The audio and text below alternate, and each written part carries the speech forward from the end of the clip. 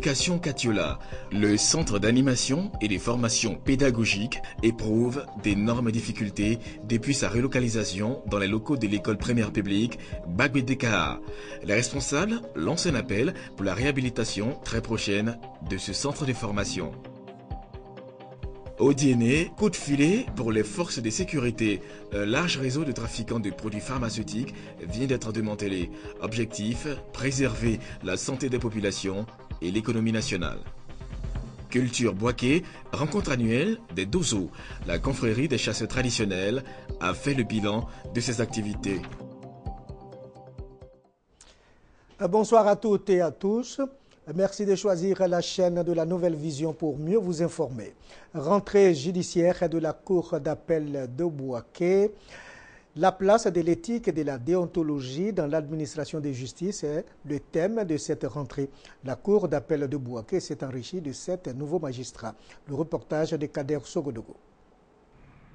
L'année judiciaire se déroule sur 10 mois. Elle débute le 1er octobre de l'année et se termine le 31 juillet de la même année. Au terme de ces 10 mois, il est accordé aux magistrats un repos de 2 mois. Leur retour est marqué par une cérémonie dite de rentrée judiciaire. À la Cour d'appel de Boaké, le bilan de l'année écoulée a été fait. 4 868 décisions de justice ont été rendues, dont les plus sévères sont 20 ans d'emprisonnement ferme à 2 accusés qui ont donné volontairement la mort à leur concubine des suites des coups qu'elles avaient reçus et au motif qu'elles avaient manifesté le désir de les quitter. Des septuagénaires d'un village de Dembokro écopaient d'un emprisonnement ferme de 10 ans pour avoir assassiné un enfant de 5 ans qu'ils disaient être un enfant serpent. Pour cette rentrée judiciaire, la 4e du genre après celle de 2011, l'éthique et la déontologie dans l'administration judiciaire constituent le thème. Cela pour marquer le rôle sacro-saint de ceux qui exercent dans le temple de Thémis. Intégrité, impartialité et indépendance seront au rendez-vous tout au long de cette année judiciaire pour le bonheur des populations. Des dispositions sont prises pour rapprocher les justiciables de leur justice. Nous avons vu que dans les différents exposés, il a été demandé aux magistrats de faire en sorte que les justiciables soient bien reçus. Pour mener à bien sa mission, la Cour d'appel de Boaké comptera sur 7 magistrats nouvellement mutés dans la capitale de la région de Boaké. La Cour d'appel de Boaké comprend les 2 tribunaux de première instance de Boaké et de Korogo, leurs sections détachées de Bongouanou, Bundiali, Dembokro, Katiola, Mbayakro, Odine et Toumodi. Le groupe scolaire La Source a organisé une séance de lavage de mains avec le soutien de son partenaire, l'ONG Save Children. Il s'agit de montrer aux enseignants et aux apprenants les techniques pour se mettre à l'abri de la maladie à virus Ebola. Selon le dernier bilan de l'Organisation mondiale de la santé, OMS, près de 7000 personnes sont mortes du virus Ebola en Afrique de l'Ouest. En Côte d'Ivoire, les campagnes de sensibilisation se multiplient en vue de prévenir cette terrible maladie. À Boaké, le groupe scolaire La Source du quartier Nembo s'engage dans la lutte contre la fièvre hémorragique à virus Ebola. Cet établissement scolaire a initié avec le soutien de l'ONG Save Children une cérémonie de lavage des mains au profit de ses écoliers et de son personnel enseignant. Objectif, montrer les techniques de lavage des mains afin d'éviter cette maladie. C'est aussi le mot d'ordre du gouvernement qui nous a donné des consignes. Nous avons appelé notre partenaire pour venir sensibiliser et les enseignants et nos élèves. Une démonstration de lavage des mains et les conseils d'usage sur les mesures de protection ont permis aux écoliers d'être mieux outillés contre cette pandémie. C'est une maladie très grave. Elle se transmet par les animaux. Maintenant, elle se transmet par l'homme. Lavez-vous les mains régulièrement. La représentante de l'ONG Save Children, Zenab Kabouré, a au nom de sa structure promis de soutenir toute initiative qui rentre dans le cadre de la lutte contre le virus Ebola. Le CAFOP de Katiola occupe les locaux de l'école primaire publique Bad Gbedeka.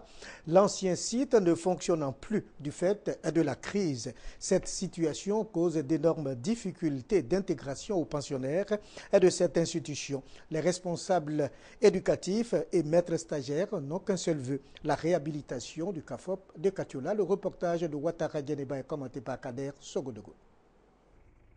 Bâti sur une superficie de 12 hectares, le centre d'animation et de formation pédagogique CAFOP de Katiola est situé à l'entrée sud de la ville. Cette institution, qui était l'une des fiertés de la cité des Potières, présente un visage pas très reluisant aujourd'hui.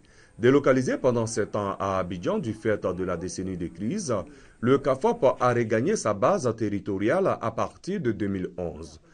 Après avoir passé 2 ans au collège Thomas d'Aquin, le centre occupe les locaux de l'école primaire publique Bad Gbedeka depuis l'année scolaire 2013-2014. N'étant pas sur leur site originel, les futurs enseignants sont confrontés à des difficultés dont le problème de logement. Puisqu'il n'y a pas d'internat, donc les élèves sont tenus de se loger eux-mêmes en ville. Donc il y a le problème de transport. Dans la ville de Katiola, il n'y a pas de taxi. Le loyer ici, surtout à proximité du CAFOP, vraiment c'est compliqué. C'est compliqué. Les locataires demandent trop. Pour une chambre, on paye 10 000. 10 000, 6 000, 7 000. Souvent, on se retrouve à 3 dans les chambres. Les filles ensemble, et puis des garçons aussi ensemble. Et puis filles, garçons aussi ensemble. Toutefois, les pensionnaires ne désespèrent pas. Ils comptent se mettre au travail en vue de suivre les pas de leurs prédécesseurs. Nous devons nous mettre au travail. C'est le travail qui paye.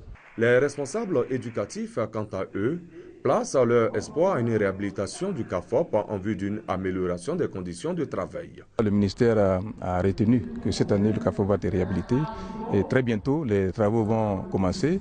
Donc, nous espérons que d'ici la fin de l'année scolaire, le CAFOP sera prêt à accueillir les stagiaires de l'année scolaire 2015-2016. Le CAFOP de Katiola a vu le jour en novembre 1982.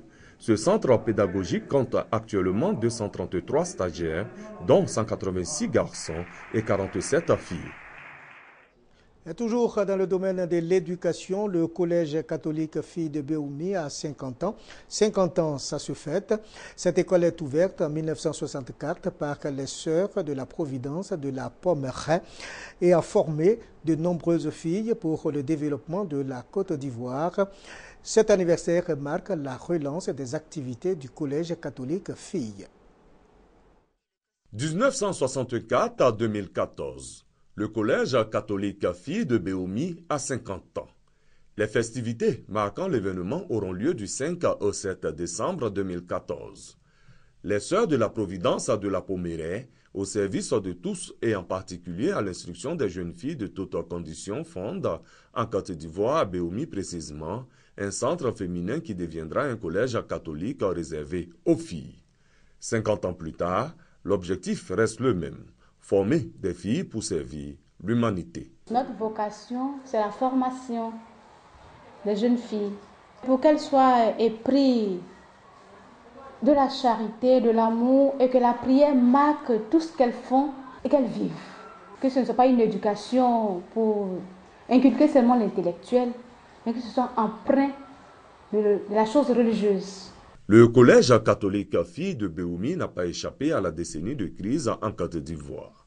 Pour les responsables de l'école, avec le retour de la paix, le temps est venu de redonner au collège catholique Filles son lustre d'antan. Le collège veut renouveler avec ce passé que tout le monde a connu, donc pour appeler au soutien pour la réhabilitation de tous ces compartiments. Les temps forts de la célébration des 50 ans du collège catholique Filles de Béoumi seront des messes, des visites, des dons et surtout le retour massif des anciennes qui viendront donner une coloration particulière à la fête, avec certainement une pensée pieuse pour Sœur Marie de l'Ascension, fondatrice du collège, décédée le 21 août dernier à 95 ans. La fondation allemande Friedrich Ebert a offert une bibliothèque tout équipée aux travailleurs du coton, membres de la Fédération nationale des travailleurs des textiles du coton de l'Anarcade de Côte d'Ivoire. Cette bibliothèque permettra de renforcer les capacités et contribuer au développement de leur entreprise. Coût du don, 2 millions de francs CFA. Reportage Soro Corona Blaise Mamadou, commentaire Charles Tatou. La Fédération nationale des travailleurs du textile, du coton et de l'Anarcade de Côte d'Ivoire, FENACASI, a décidé d'investir dans la formation au profit de ses membres. Pour ce faire, cette fédération veut se doter d'un cercle d'études et d'une bibliothèque. Ce vœu est devenu une réalité grâce à la fondation Friedrich Ebert. Cette fondation a offert des ouvrages pour l'équipement de la bibliothèque. Les différents intervenants au cours de cette remise de dons ont exprimé leur gratitude aux donateurs. Occasion également pour Sekongo Drissa, président de la FENACASI, de rappeler le bien fondé de l'ouverture de la bibliothèque. Le cercle d'études sera mis en place pour compléter la formation habituelle que nous connaissons et aussi la bibliothèque aussi pour accompagner les recherches au niveau de la formation des syndiqués et des responsables syndicaux. Pour le représentant de la fondation Friedrich Ebert, un travailleur doit être constamment formé à travers un renforcement des capacités.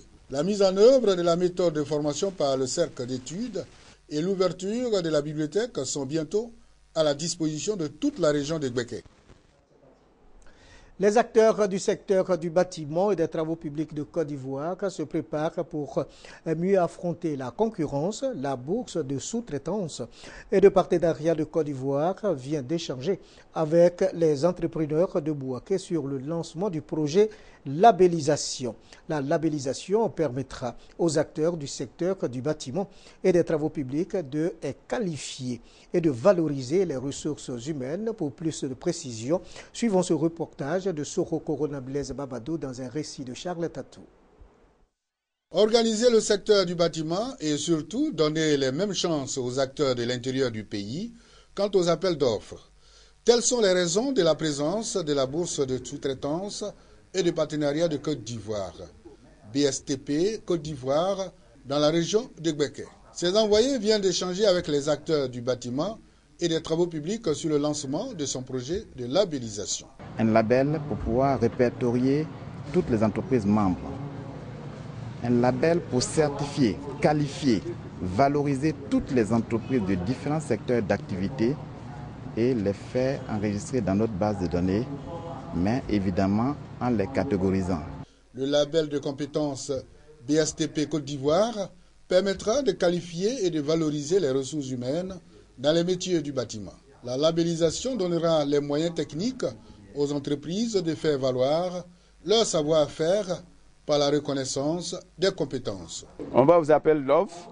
On retient des entreprises venant d'Abidjan, ce qui n'est pas mauvais, mais on aurait souhaité, comme on l'a fait pour la Première Guerre mondiale, un plan Marshall pour les entrepreneurs de Bouaké, pour nous permettre de revivre. Le label de compétences BSTP Côte d'Ivoire permettra également au gouvernement de mettre en œuvre son plan de création d'emplois et de disposer de statistiques fiables et sécurisées. La bourse de sous-traitance et de partenariat de Côte d'Ivoire est créée en 1997. Elle a pour mission d'organiser et de gérer la sous-traitance sur le plan national et sous-régional. Des médicaments en provenance de la Guinée vendus en Côte d'Ivoire, les trafiquants mis aux arrêts pour une pratique qui ruine l'économie nationale et la santé des Ivoiriens. Pour plus de détails, suivons ce reportage de Kader Sogodoro. Des individus obsédés par la recherche de gains s'adonnent à une activité commerciale dangereuse. Le trafic de produits pharmaceutiques et diverses marchandises entre la Côte d'Ivoire et la Guinée voisine. Cela, malgré le virus Ebola qui sévit en Guinée, ce qui a poussé le gouvernement ivoirien à fermer ses frontières avec ce pays. Fort heureusement, les autorités ivoiriennes ne baissent pas la garde, particulièrement les forces de défense et de sécurité, ainsi que le corps préfectoral dans son ensemble. Sur information des populations, des éléments de la brigade de gendarmerie de Samatigila ont arrêté mardi à Koutoula, village situé à 18 km de Tienko, 20 trafiquants opérant entre la Côte d'Ivoire et la Guinée en violation de la fermeture de la frontière. Grâce aux actions discrètes et efficaces entreprises par le sous-préfet Sigbe Badé Donatien, notamment la mise en place des comités de crise dans le cadre de la lutte contre le virus Ebola, ce qui a permis un renseignement précis à la gendarmerie qui a mis le grappin sur les trafiquants. Le sous-préfet Sigbe Badé Donatien a lancé un appel à la vigilance à tous ses administrés pour dénoncer toute violation des frontières pour préserver la Côte d'Ivoire du virus Ebola. La confrérie des chasseurs traditionnels, communément appelée Dozo, a tenu sa rencontre annuelle pour faire le bilan de ses activités. Occasion pour les responsables de cette confrérie de sensibiliser les membres sur les sujets d'actualité, Ebola et le processus de réconciliation nationale. On retrouve Kader Sogodogo. Venus des 31 régions du pays, les Dozo ont tenu leur dernière rencontre annuelle à Bouaké. Plus de 500 délégations ont pris part à ce rassemblement des chasseurs traditionnels. Cette rencontre vise à faire le bilan de leurs activités et de renforcer également leur fraternité. Nombreux sont ceux qui veulent préserver cette culture de confrérie. Ainsi, l'on assiste à des scènes folkloriques de danse, chants, des parades, des réunions, où sont invoquées et racontées des histoires liées à cette confrérie. Occasion pour les différents responsables de la confrérie de sensibiliser leurs collègues sur les sujets d'actualité tels que la réconciliation et la sensibilisation contre le virus Ebola. Nos confrères d'Ozo de ne pas se comporter comme des gendarmes, comme des policiers aux forêts ou des choses douaniers. Ils ne sont que des Dozo qui sont là pour aider ces autorités à mener bien leur travail, alors qu'on les respecte dans leurs tâches. Et que maintenant, si